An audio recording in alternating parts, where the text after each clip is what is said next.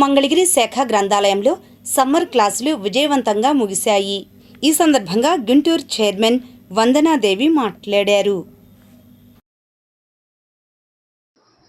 నిన్నటి నుంచి రాష్ట్ర వ్యాప్తంగా ఉన్నటువంటి గ్రంథాలయాల్లో ఏమైతే రాష్ట్ర ప్రభుత్వం గౌరవ చంద్రబాబు నాయుడు గారు, గౌరవ లోకేష్ గారు, పవన్ కళ్యాణ్ గారు పిలుపునిచ్చారో సమ్మరు శిక్షణా తరగతులను నిర్వహించాలి, ఈ శిక్షణా తరగతులలో పిల్లల్ని చైతన్యవంతుల్ని చేయాలి, వాళ్ళకి కావలసిన శిక్షణను మీరు అందించాలి గ్రంథాలయాల ద్వారా అని చెప్పానని మన ప్రభుత్వం ఏమైతే పిలిపించిందో ఆ పిలుపులో భాగంగానే నిన్న 28వ తారీఖు నుండి జూన్ 6వ తారీఖు వరకు ఈ వేసవి శిక్షణా తరగతులు అన్ని గ్రంథాలయాల్లో కూడా జరుగుతాయి.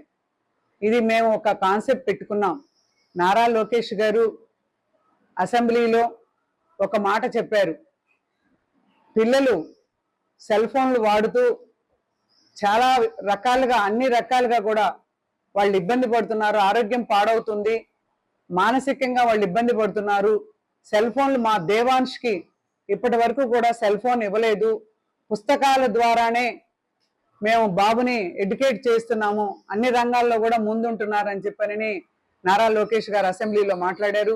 అది స్ఫూర్తిగా తీసుకొని మేము సెల్ ఫోన్లు వదలండి, పుస్తకాలు పట్టండి ఈ నినాదం పెట్టుకొని ఈ 40 రోజులు అదే నినాదంతో ప్రజల్లోకి స్టూడెంట్స్లోకి వెళుతున్నాం.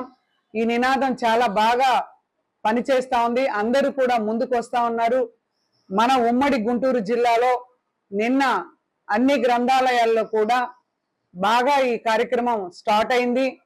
అలాగే అదే నినాదంతో ర్యాలీలు నిర్వహించడం కూడా జరిగింది. ఇక్కడ మంగళగిరిలో